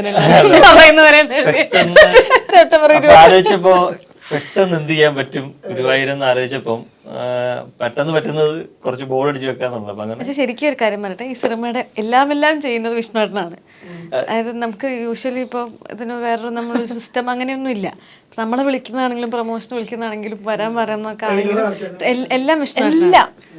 ഞങ്ങളുടെ കോർഡിനേറ്റർക്കും ക്യൂരിയസ്ലി വേറെ ഇപ്പൊ ഇമേപ്പടി കഴിഞ്ഞ് നിൽക്കുമ്പോഴേ ഡയറക്റ്റ് ചെയ്യാനല്ലാണ്ട് നമുക്ക് ഈ സിനിമ മാർക്കറ്റ് ചെയ്ത് തരുമെന്ന് വെച്ചാരെങ്കിലും? ശരിക്കും പറഞ്ഞാൽ സിനിമയിൽ ആദ്യമായിട്ട് എന്റെ പേര് ഒരു സിനിമയിൽ എഴുതി കാണിച്ചത് പ്രൊമോഷൻ സ്ട്രാറ്റജിസ്റ്റ് എന്ന സൺഡേ ഹോളിഡേ. അപ്പൊ അത് ആണ് ഫസ്റ്റ് എഴുതിയത്. അപ്പൊ പിന്നെ ഞാൻ ബിസിനസ് ആയിരുന്നു മെയിനും ചെയ്തുകൊണ്ടിരുന്ന പണി. അപ്പം മാർക്കറ്റിംഗ് എനിക്ക് ഇഷ്ടമുള്ള പണിയാണ്. മാർക്കറ്റിംഗ് ആയിട്ടുള്ള രീതിയിൽ നമുക്ക് നമ്മുടെ ഐഡിയാസ് വെച്ചുള്ള കാര്യങ്ങൾ ചെയ്യുന്നു. അപ്പോൾ വേറെ പല കാര്യങ്ങൾക്കും ചെയ്തിട്ടുണ്ട്. ചില സിനിമകൾക്കും അങ്ങനെ നമ്മൾ പ്രൊമോഷൻ ഇതായിട്ട് ചെയ്തിട്ടുണ്ട്. പിന്നെയാണ് ഞാൻ മേപ്പടി ചെയ്യുന്നത്. ഇപ്പോൾ സ്വാഭാവികമായിട്ട് നമ്മുടെ സിനിമ ചെയ്യുമ്പോൾ നമ്മൾ കൂടുതലായിട്ട് ചെയ്യില്ല. പിന്നെ അത് മേപ്പടി ഞാൻ ശരിക്കും ഉണ്ണിയുടെ ഒരു റീബ്രാൻഡിങ് എന്നുള്ള ഉദ്ദേശത്തിൽ തന്നെയാണ് നമ്മൾ ആ രീതിയിൽ കുറേ പരിപാടികൾ ഇവൻ ലാസ്റ്റ് ഹെലികോപ്റ്റർ വരെ നമ്മൾ ഉപയോഗിച്ചിട്ടുണ്ട് പ്രൊമോഷൻ. അപ്പം അങ്ങനെ ഒരുപാട് കാര്യങ്ങൾ ചെയ്ത്, അതായത് കൊല്ലത്ത് ഞാനൊരെണ്ണം ചോദിച്ചു നടുവിന് വേദന എടുക്കാതെ. അപ്പം അതെന്താ വെച്ചാൽ മുമ്പ് പറഞ്ഞാലേ നമ്മളൊരു പിന്നീട് അവിടെ ഒരു ഇതിന്റെ സെമിനാർ കണ്ടിട്ടുണ്ടായിരുന്നു. അതായത് മാർക്കറ്റിംഗ് ഈ മലയാള സിനിമ എന്ന് പറഞ്ഞിട്ട് ഒരു സെമിനാർ. അപ്പൊ അതിനകത്ത് നേരം ടു മേപ്പടി എന്ന് പറഞ്ഞിട്ട് ഒരു കാര്യം. അപ്പൊ അതായത് അതൊരു അത്രയും ഭയങ്കര വൈഡായിട്ട് നമ്മൾ ചെയ്തിട്ടുണ്ടായിരുന്നു. അപ്പൊ ഓരോ പോക്കറ്റ് ഇതിൽ പോകുന്ന പോലെ ഇതിനകത്ത് നമ്മളിപ്പോ ഒരു പ്രൊമോഷൻ ഇത് ചെയ്തിട്ടുണ്ട്. ഈ കഥയെന്ന് വരയ്ക്ക് നമ്മള് കേരളത്തിലെ ലീഡിങ് ആയിട്ടുള്ള ഒരു 10-15ഓളം ഗാനമേള ട്രൂപ്പായിട്ട് നമ്മൾ ടൈപ്പ് ചെയ്തിട്ട് അവര് പോകുന്ന എല്ലാ സ്റ്റേജിലും കഥയെന്ന് വരെ പ്രൊമോഷൻ ചെയ്യുന്നുണ്ട്. നമ്മുടെ പടത്തിൽ പാട്ട് പാടുന്നുണ്ട്. അപ്പൊ അതിപ്പോ ഏകദേശം എനിക്കൊന്നൊരു 90-93 സ്റ്റേജിൽ നടക്കുന്നുണ്ട്.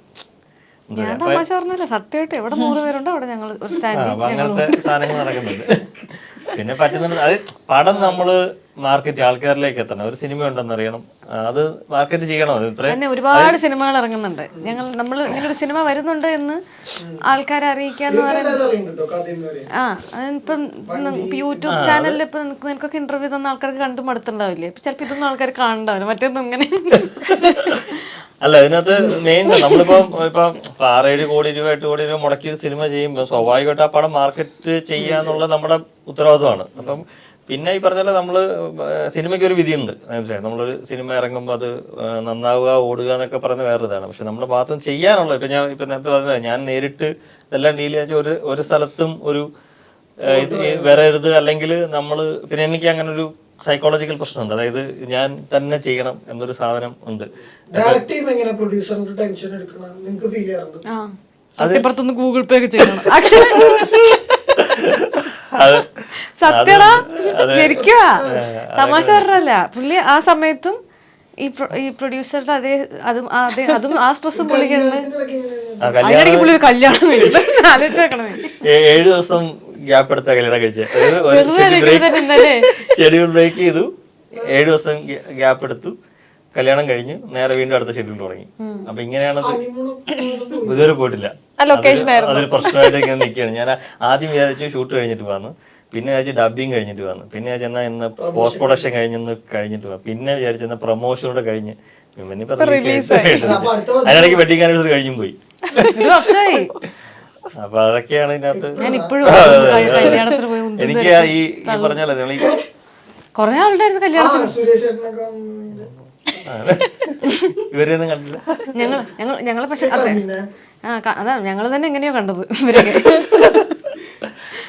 അപ്പൊ അതുകൊണ്ട് കുറെ പണികൾ ഇതിനകത്ത് നമ്മള് നേരിട്ട് ഈ ചില കാര്യങ്ങളിൽ ഇപ്പം പറയണം. ഇപ്പം എനിക്ക് ഇപ്പൊ ഇവരെ വിളിക്കണം, നമ്മളൊരു എന്താ സംഭവിക്കാന്ന് വെച്ച് കഴിഞ്ഞാൽ എപ്പോഴും നമ്മൾ ഡിസിഷൻ എടുക്കുക നമ്മളായിരിക്കുമല്ലോ. അപ്പൊ നമ്മൾ 3 പേരെ വിളിച്ച് ആ ആള് വരെ വിളിച്ച് പറഞ്ഞതിനെക്കാട്ടും നല്ലത് നമുക്ക് നേരിട്ട് വിളിക്കാൻ പറ്റുന്നില്ല. അപ്പൊ നേരിട്ട് വിളിച്ചിട്ട് വരുമോ, എപ്പോ വരും, എപ്പോ ഇറങ്ങും, വണ്ടി വരും, ഇതൊക്കെ നമ്മൾ തന്നെ ചെയ്യുമ്പോൾ ഞാൻ പറഞ്ഞു ഞാൻ മേപ്പടിയാൻ ഇതിനല്ല ഞാൻ പറഞ്ഞത്. ഇതിപ്പോ ചിലപ്പോൾ നമ്മൾ പ്രൊഡക്ഷൻ ഉണ്ടായി മേപ്പടിയാൻ സമയത്തും ഈ പറഞ്ഞ പണികൾ മുഴുവൻ എന്താ പറയാ ഞാൻ ഡബിന് ആർട്ടിസ്റ്റിനെ ഞാൻ തന്നെ പോയി വിളിച്ച് പിക്ക് ചെയ്ത് ഞാൻ തന്നെ എൻ്റെ വണ്ടിയിൽ പോയി ഡബ് ചെയ്തിട്ടുള്ളത്.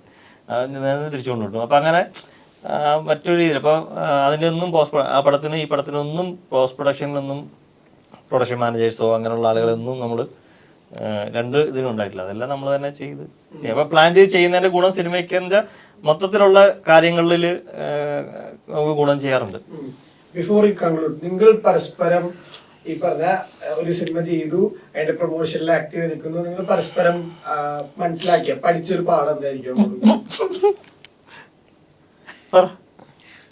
ഞാനോ മിക്കവാറും അടുത്ത പടത്തിലൂടെ എന്തെങ്കിലും വിളിച്ച ഡേറ്റ് ഉള്ളത് പറയുന്നത് ഞാൻ പ്രൊമോഷന് വരില്ലെന്ന് പറയും. ആകെ ഞാൻ 10 ദിവസം സിനിമയിൽ അഭിനയിച്ചുള്ളൂ. 10 ദിവസം ഷൂട്ട് ഇതിന് പോകണം, പ്രൊമോഷന് പോകണം. ഒരു കാര്യം എന്തൊക്കെ പറഞ്ഞാലും വളരെ സ്നേഹവും ആത്മാർത്ഥതയുള്ള ആളുകളാണ് അനുശ്രീയും നിഖിലയും ഒക്കെ. അതുകൊണ്ടാണല്ലോ നമ്മളൊരു സിനിമയ്ക്ക് വേണ്ടി ഇത്രയും അവരൊക്കെ സ്വന്തം സിനിമയായിട്ട് കണ്ട് എന്താ പറഞ്ഞ ഞങ്ങൾ തന്നെ അഭിനയിച്ചാലേ പിന്നെ സ്വന്തം സിനിമയല്ലേ. അല്ല സ്വന്തം ഒരു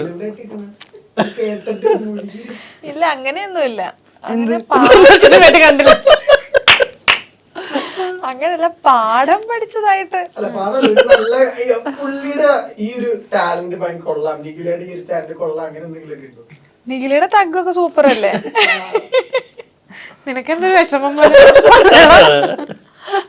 പിന്നെ ഇതാണ് ഈ പറഞ്ഞില്ലേ, നമ്മുടെ ഇപ്പൊ ഞങ്ങള് മാത്രല്ല അനുവും ഹക്കീമും ഒക്കെ ഉണ്ട്. ഈ സമയത്ത് അവര് വേറെ ഇന്റർവ്യൂ കൊടുത്തോണ്ടിരിക്കുവാണ്. അപ്പൊ നമ്മൾ ആരാണെങ്കിലും എനിക്ക് തോന്നിയൊരു കാര്യം കേട്ടോ, നമ്മൾ ആരാണെങ്കിലും നമ്മളൊരു മൂവിന്റെ പാർട്ടാകുമ്പോ അത് നമ്മൾ സിനിമ കഴിഞ്ഞു ഡബ് ചെയ്തു എന്ന് പറയുന്നിടത്ത് അത് നിന്ന് പോകരുത്. അതിനെ പ്രൊമോട്ട് ചെയ്യാനും നമ്മള് ബാധ്യസ്ഥരാണ്. അപ്പം ഞങ്ങളെല്ലാവരും നമ്മളൊരു ടീമായിട്ട് നിൽക്കുമ്പോഴാണ് എപ്പോഴും അതിനൊരു എന്താ ഒരു പോസിറ്റീവ് സൈഡ് ഉണ്ടാവുന്നത്. അപ്പം അങ്ങനെ തന്നെ പോകണം. അപ്പൊ എല്ലാ ടീമും ഇങ്ങനെ തന്നെ പോട്ടെ എന്നുള്ള രീതിയിലൊരു പോസിറ്റീവ് സൈഡാണ് എനിക്ക് കിട്ടിയിട്ടുള്ളത്. ചില ആൾക്കാരാണെങ്കിൽ പോലും അഭിനയിച്ചു ഡബ് ചെയ്തു അവരുടെ പാർട്ട് കഴിഞ്ഞു എന്ന് വിചാരിക്കുന്ന ആൾക്കാരുണ്ട്. ഇപ്പൊ ഇവള് പറഞ്ഞതുപോലെ ആകെ 10 ദിവസമേ അഭിനയിച്ചിട്ടുള്ളൂ ഞങ്ങളെല്ലാരും. പക്ഷെ അതിൽ കൂടുതൽ പ്രൊമോഷന് വേണ്ടിയിട്ട് ഞങ്ങൾ കൊല്ലവും കൊച്ചി ആണെങ്കിലും ഇനി വടകര എന്നൊക്കെ എവിടെയൊക്കെ പറയുന്ന കേട്ടു. രഥത്തിന്റെ കാര്യം പറയട്ടെ ഞാൻ പറഞ്ഞോട്ടെ. കഴിഞ്ഞ ദിവസം കൊല്ലത്ത് കൊണ്ടുപോയി. അപ്പോൾ കൊല്ലത്തെ റോട്ടിലൂടെ കൊണ്ടുപോയി അവിടെ കൊല്ലത്തെ പരിപാടി കഴിഞ്ഞ് അത് കഴിഞ്ഞ് കൊല്ലത്തുനിന്ന് തിരിച്ചു വരുമ്പോൾ മറ്റേ അടൂരൊരു പരിപാടിയുണ്ട്.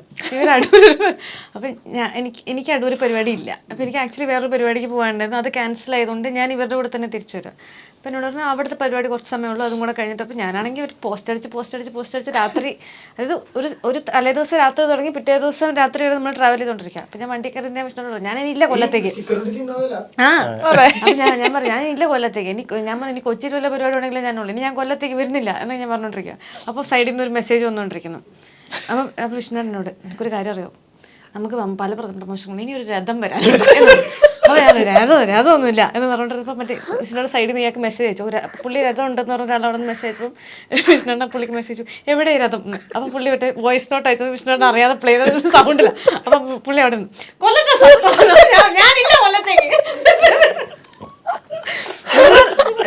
രഥമുണ്ട്, ഗാനമേളയുണ്ട്, കല്യാണമുണ്ട്, മരണക്കിണറുണ്ട്. അത് കാണുന്നവർക്ക് സൂപ്പർ. എനിക്ക് സത്യം പറയാൻ വേളി നിന്നപ്പോ തല ഇറങ്ങി. അനു എങ്ങനെയാണോ കയറിയത്, അനു അതിനകത്ത് കയറി നിന്നിട്ട് ഏറ്റവും വലിയ സംഭവിച്ചാ അത് ഇങ്ങനെ ഓടിക്കൊണ്ടിരിക്കുകയാണല്ലോ. അപ്പൊ അത് അനു അതിനകത്ത് ഇരിക്കുകയാണ്. അപ്പൊ അതിനകത്ത് നമ്മളൊരു ഫ്ലാഗ് കൊടുത്തിട്ടുണ്ട്. അപ്പൊ ഈ ഫ്ലാഗ് അഴിഞ്ഞു പോയി അകത്ത്. അനു അതിനകത്തിരുന്ന് എടാ, ഈ ഓടുന്ന വണ്ടിയിലിരുന്ന് കാരണം അവന് മനസ്സിലായി ഇത് നിർത്തണം എന്നുണ്ടെങ്കിൽ ഇത് വീശി കാണിച്ചാലേ നിർത്താൻ പറ്റൂ. അപ്പൊ ഇവൻ അതിനകത്തിരുന്ന് പാവം അത് കെട്ടി കമ്പിയിലൊക്കെ കോർത്ത് പുറത്ത് വന്ന് വീശി. അത് കാണുമ്പോ അടിപൊളിയാ. പക്ഷെ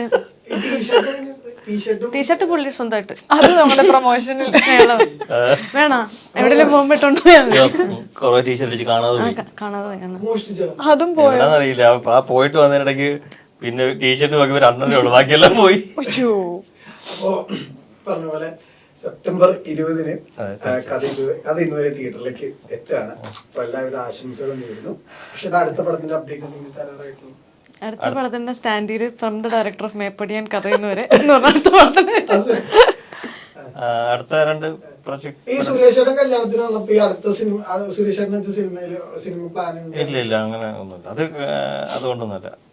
പിന്നെ എന്താ പറയാ, സിനിമകള് പ്ലാനിലുണ്ട്. പ്രൊജക്ട് അതിനെപ്പണ്ട് പൊട്ടനെ തന്നെ അനൗൺസ്മെന്റ് വരും. ഈ പരിപാടി കഴിഞ്ഞിട്ട് അതിലേക്ക് പോകാം. ഈ പറഞ്ഞ പോലെ സെപ്റ്റംബർ 20 ചിത്രം തിയേറ്ററിലേക്ക് എത്താണ്. അടുത്ത സിനിമയിലും നിങ്ങൾക്ക് വിഷ്ണുവേട്ടന്റെ സിനിമയിൽ അഭിനയിക്കാൻ ഭാഗ്യം ഉണ്ടാകട്ടെ എന്ന് ആശംസിക്കുകയാണ്. തീർച്ചയായിട്ടും. Thank you for the time.